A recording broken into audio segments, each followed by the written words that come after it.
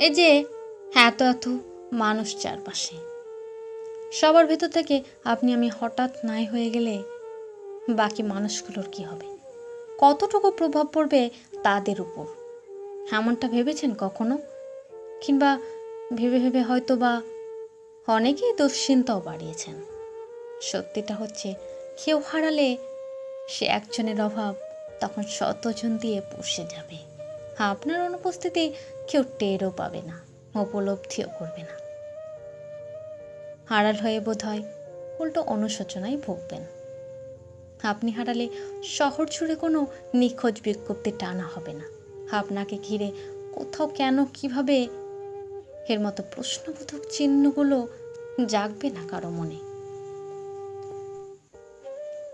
এমন কেউ আছে কি যার চোখ দুটো আপনাকে খুঁজে খুঁজে হয়রান হয়ে যায়?